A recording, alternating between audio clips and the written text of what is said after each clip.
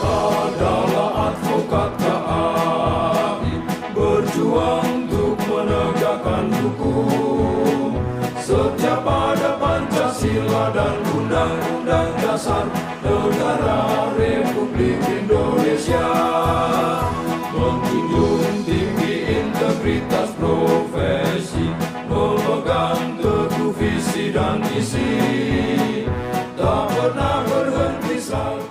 Pengurus DPP KAI periode 2024-2029, Kongres Nasional Luar Biasa dan Rapat Kerja Nasional Kongres Advokat Indonesia tahun 2024. Kepada yang terhormat, yang mulia mewakili Ketua Mahkamah Agung Republik Indonesia, Kepala Kejaksaan Agung Republik Indonesia, Ketua Pengadilan Tinggi DKI Jakarta, atau yang mewakili Kepala Kepolisian Republik Indonesia yang diwakili oleh Karo Bangun Divkum Polri Brigjen Polisi Feris Septiansyah SIK MSI MH.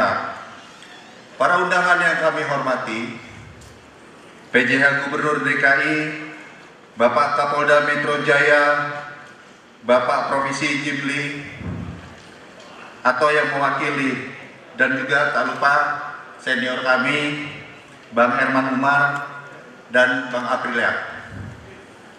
Yang kami hormati Dewan Penasehat dan Dewan Kehormatan Kongres Advokat Indonesia, yang kami hormati dan selamat datang para pengurus dan keluarga besar Kongres Advokat Indonesia yang dipimpin oleh Presiden terpilih Kongres Advokat Indonesia, Advokat Dr. Nasrullah Nawawi, SH MM MH CRA CLI, yang kami hormati dan kami cintai seluruh pengurus DPP Kongres Advokat Indonesia. Kongres Advokat Indonesia, hai! Alhamdulillah, hamdan katsiran thayyiban kama amara, hamdan yuwafi ni'amahu wa yukafi'u mazidah. Ya Rabbana lakal hamdu kama yanbaghi li jalali wajhikal karim wa 'azimi sultanik. Sebagai bagian dari rangkaian acara pengukuhan Kongres Advokat Indonesia versi nasional, kita akan berdiskusi bersama dua orang pakar hukum. Yang pertama Prof. Jimli Asidiki dan Pak Roni.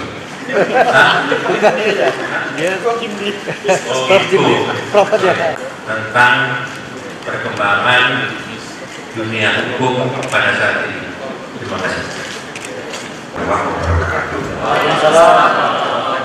Selamat siang, salam sejahtera untuk kita semua, saudara-saudara sekalian, para senior, Bapak Ibu, para anggota KAI, pengurus. Mudah-mudahan acara ini berguna untuk solusi. Selama Orde Baru dulu kacau juga. Begitu reformasi, lalu muncul konsep menyatukan, jadilah undang-undang. Sesudah Orde Baru berkembang biak banyak juga. Jadi sudah dua kali setelah reformasi ini berkembang biak terus. Maka kalau menurut undang-undang eksplisit disebut organisasi advokat ini single bar, artinya cuma satu. Maka dalam praktek multibar, mau diapain ini? Jadi Bapak Ibu saudara-saudara, jadi kita ini di negara hukum Indonesia ini dengan sadar melanggar undang-undang. Polisi melanggar, jaksa melanggar, hakim juga begitu. Mulai dari MK sampai Mahkamah Agung dari jajarannya masing-masing menerima kenyataan organisasi advokat banyak lain melanggar undang-undang. Tapi sesudah zamannya Pak Hatta Ali ada realitas yang nggak mungkin diselesaikan, akhirnya ya udah diterima aja. Mulai dari zaman saya dengan Pak Bagaimana itu ke Mahkamah Agung,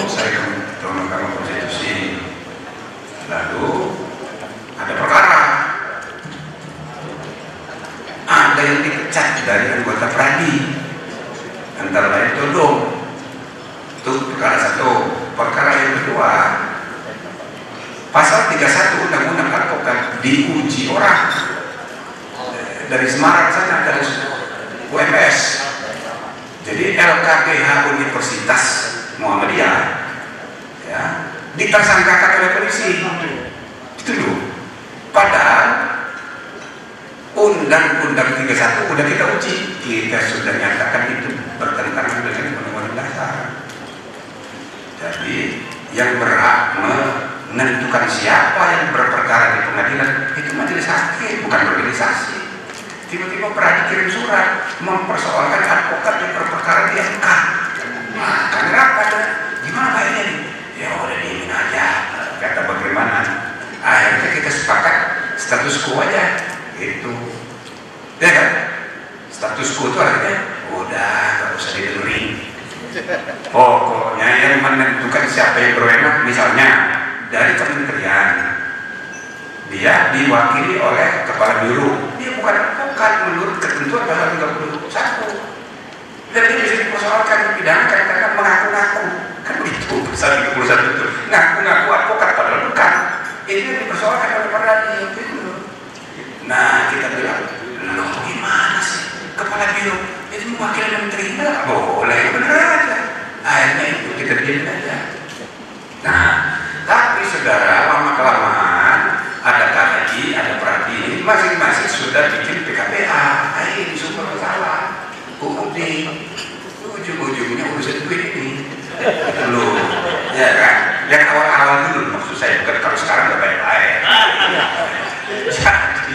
Jadi gara-gara itu yang dilulus PKPA udah banyak.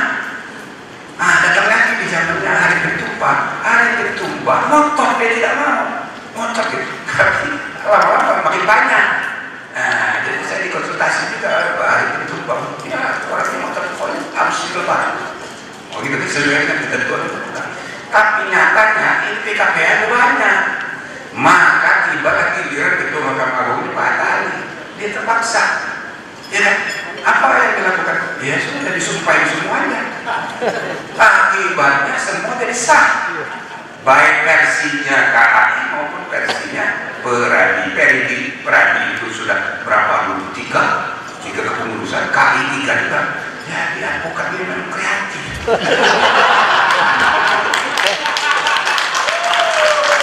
Jabatan publik itu lebih luas dari jabatan negara. Misal akuntan negeri itu PNS, itu jabatan fungsional di BPK, di inspektorat itu PNS. Tapi kalau dia swasta disebut akuntan publik. Apa maknanya? Ini kan swasta, dari duit sendiri, ngangkat pegawai sendiri, bubar sendiri kalau dia tidak laku. Swasta ya, tapi oleh undang-undang disebut publik karena jabatannya itu jabatan publik. Notaris sejak zaman Hindia Belanda kan disebut ambtenaar bahasa Belandanya, bahasa Inggrisnya public office, jabatan publik itu. Jadi notaris itu swasta tapi dia pejabat publik. Nah, semua pejabat-pejabat organisasi jabatan-jabatan publik dalam arti luas, jabatan negara, jabatan pemerintah, dan jabatan publik ini harus ditata dengan profesionalisme etik. Sistem etika ini harus kita bangun. Dipersempit maknanya hanya the law saja. Sampai sekarang puncaknya di zamannya Hans Kelsen, penggagas Perpasuk Grisock pertama tahun 1919 di Austria. Dia mengeluh edukasi, nunggu aja di ujung. Ibaratnya kalau di Afrika itu ada tukang keras, mafia peradilan, ya kan? Yang paling sedikit dapatnya itu, ya hakim itu kan dia dapatnya di ujung, ya kan? Begitu kasus proses itu. Tapi kata advokat bilang begitu, ya Pak, betul, hakim kan dapatnya di ujung, tapi di ujung itu, saya bilang kan tinggal tulang-tulangnya, dagingnya diambil semua. Benar tinggal tulang, tapi di dalam tulang ada sumsumnya. Ya, hakim banyak juga dapatnya. Nah, tapi terlepas dari itu, yang paling baik itu kalau lagi munas, ya, mengadakan koordinasi, hitung-hitungan siapa yang paling banyak dapat antara jaksa, polisi, hakim, sama advokat, ternyata yang paling banyak dapat advokat. Kalau polisi itu perkaranya banyak banget. Tapi dia cuma sebentar, begitu sudah dilimpahkan ke kejaksaan dan bukan terus dia lagi. Jaksa sedikit kasusnya, tapi lama sampai eksekusi jaksa. Jadi kalau dihitung itu, siapa banyak dapatnya antara polisi sama jaksa? Ternyata sama banyaknya. Sama. Jadi itu mafia peradilan di Konoha. Bukan di sini. Tapi yang paling banyak itu advokat, Pak. Begitu kasus muncul sampai ujung eksekusi, sampai masuk penjara, dia masih kerja terus. Jadi makanya saya gak kasih cuma para advokat ini. Ya makmur soalnya, ya kan? Nah, jadi ini apalagi sekarang muncul kebutuhan-kebutuhan baru. Tidak ada kapres, jadi objektum litis yang namanya katun tidak ada untuk dijadikan objek perkara itu. Nah yang begini-begini banyak sekali. Dan alhamdulillah Bapak Ibu saudara-saudara, yuk cek satu-satu lembaga-lembaga peradilan, kuasi peradilan itu ya, KPPU, KPP, ada lagi KPP, apalagi Ombudsman. Mendorong profesionalisme advokat dalam arti organisasi, dan insya Allah nanti mungkin Tuhan mentakdirkan Pak Jibli yang akan menentukan organisasi advokat. Yang kedua, profesionalisme dalam arti personal. Jadi tadi juga disinggung tentang kemampuan teknis dari para advokat ini. Mungkin Pak Nas bisa menghimbau pada jajarannya bahwa Pak Jibli juga punya lembaga yang menyiapkan sekolah-sekolah singkat atau khusus-khusus tentang keahlian teknik hukum, soft skill ya. Nah itu sudah banyak, sudah dikenal di seluruh Indonesia, terutama tentang audit hukum ya. Kemudian ada hukum pajak dan ada berbagai macam pelatihan. Nah, mungkin itu solusi dari yang disampaikan Pak Jibli. Nah sebelum beliau meninggalkan tempat, beliau masih berkenan seandainya ada kawan-kawan atau para undangan yang ingin berdiskusi bareng 2 atau 3 penanya. Saya sudah menyampaikan kepada Presiden yang baru kita agar KAI memperjuangkan sebelum terbentuknya Presiden baru, undang-undang advokat harus kita yang mendorong. Karena apa? Tanpa perbaikan undang-undang advokat apa seperti apa ini? Mohon saya, apa yang kita perjuangkan? Negara berperan, mau ngapain undang-undang juga? Kalau nggak, bagaimana kami? Dia takut dengan pengacara, juga pengacara kalau dia buat. Oleh karena itu, saya mengusulkan cocok dengan apa yang Prof bilang bahwa KAI kita ada 2, tapi yang udah terlalu tinggi kalau saya bilang KUHP, karena KUHP udah berjalan. KUHP sekarang para advokat nggak boleh mendampingi saksi, Pak. Ya artinya perkara-perkara tertentu yang potensi akan maju misalnya korupsi atau apa. Itu kalau dulu kan tidak seperti itu, Pak. Dulu hanya KPK yang tidak memberikan, sekarang terutama ini ya perkara-perkara yang potensial saksi kita jadi. Saya merasa bahagia sekali ketemu lagi dengan mantan marbot yang berguru besar dulu awal-awal di Jakarta. Beliau yang cerita dia pernah jadi marbot satu masjid yang di Rawamangun. Marbot tahun di Israel. Jadi sekarang siapa yang tidak tahu Adinda Jibli, mudah-mudahan jadi Menko Polhukam bisa mengenai. Kita ini juga adalah penegak hukum, tetapi yang sering mendapatkan kriminalisasi adalah kita advokat, sehingga dalam berbagai pembelaan dan pendampingan untuk memperjuangkan hak-hak sebagai seorang advokat, ini kami kadang-kadang dalam undang-undang sudah disebut sebagai penegak hukum, sejajar dengan penegak hukum yang lain, tetapi kami selalu kami mendapatkan kriminalisasi dari teman-teman penegak hukum yang lain. Oleh karena itu, Pak Prof, di dalamnya mengatur tambahan pasal mengenai sanksi pidana terhadap profesi. Maka sesudah 25 tahun reformasi tidak ada satupun profesi yang belum jadi korban.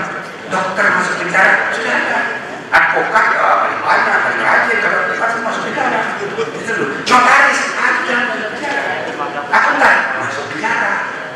Maka saudara, semua profesi itu mengalami kriminalisasi. Gitu. Ini nyatanya kayak begitu.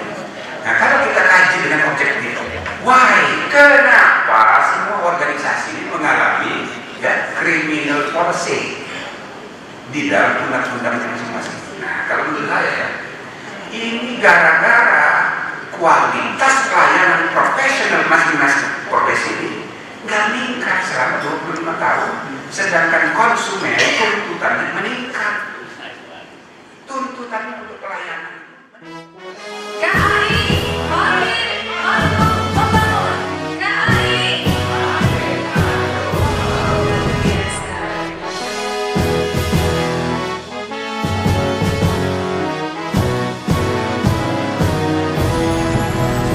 Kami adalah advokat KAI, berjuang untuk menegakkan hukum setiap pada Pancasila dan Undang-Undang Negara Republik Indonesia, menjunjung tinggi integritas profesi, memegang teguh visi dan misi. Assalamualaikum warahmatullahi wabarakatuh. Selamat sore, salam sejahtera untuk kita semua. Bismillahirrahmanirrahim. Surat keputusan nomor istimewa garing SK garing Formatur strip datar KAI garing KM garing 6 Romawi garing KAI garing 2024 tentang komposisi dan personalia Dewan Pimpinan Pusat Kongres Advokat Indonesia KAI masa bakti tahun 2024-2029.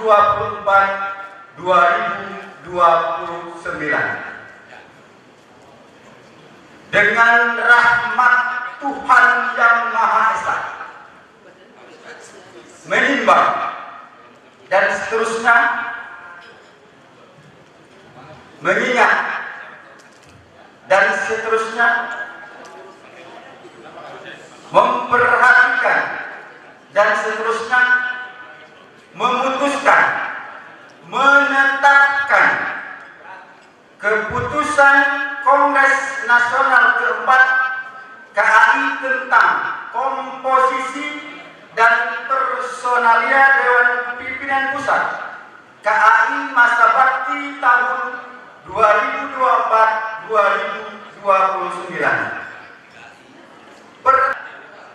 SK nomor dan seterusnya, surat keputusan tentang komposisi dan personalia Dewan Pimpinan Pusat Kongres Advokat Indonesia masa bakti tahun 2024-2029.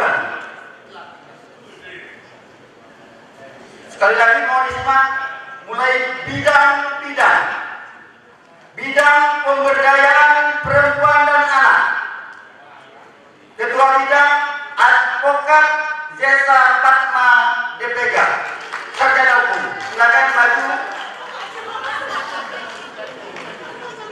Advokat Nur Rezeki SHMH, Advokat Karina Armanda Sapira SHMH, Advokat Devi Dwi Wahyuni, SH.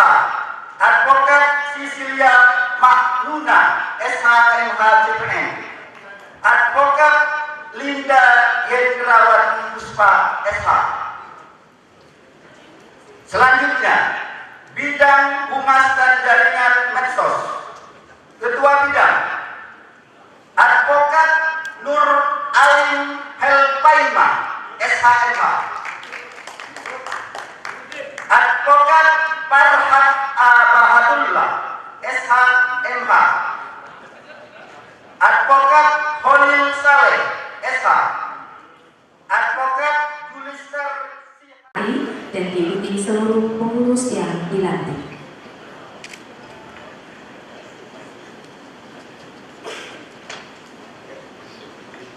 Pasukan Paskibra diserahkan ke Ketua Dewan Penasehat untuk diserahkan kepada Presiden KAI.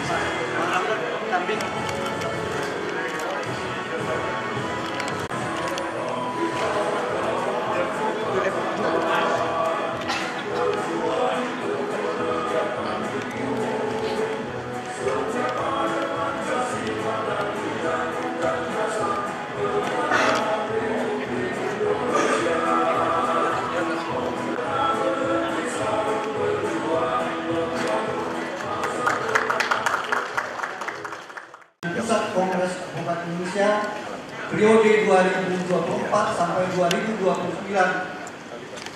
Saudara-saudara harus berjanji untuk setia kepada Pancasila, Undang-Undang Dasar 45, Undang-Undang dan loyal kepada konstitusi, menjalankan ADRT serta peraturan KAI lainnya. Apakah saudara-saudara bersedia? Bersedia! Baiklah, dengan rahmat Tuhan Yang Maha Esa. Dengan ini secara resmi, saudara-saudara saya kukuhkan sebagai pengurus dan pimpinan pusat Kongres Advokat Indonesia periode 2024-2029. Selamat menjalankan amanah. Semoga Tuhan Yang Maha Esa senantiasa memberikan petunjuk dan bimbingan kepada saudara-saudara. Terima kasih.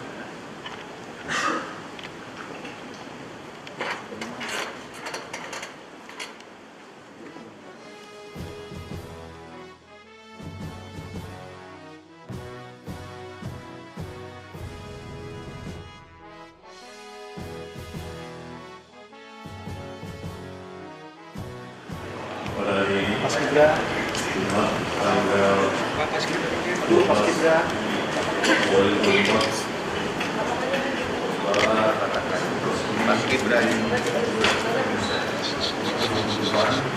dengan isi pasukan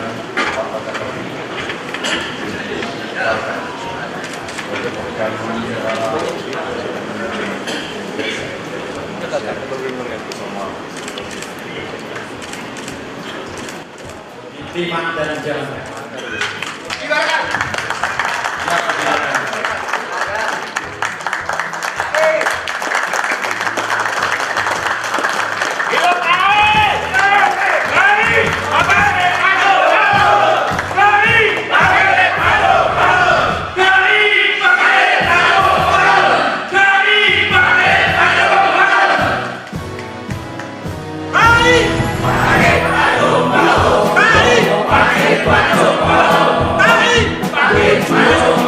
menegakkan hukum setia pada Pancasila dan Undang-Undang Dasar Negara Republik Indonesia, menjunjung tinggi integritas profesi, memegang teguh visi dan misi, tak pernah berhenti, selalu berjuang membangun masa depan advokat Indonesia.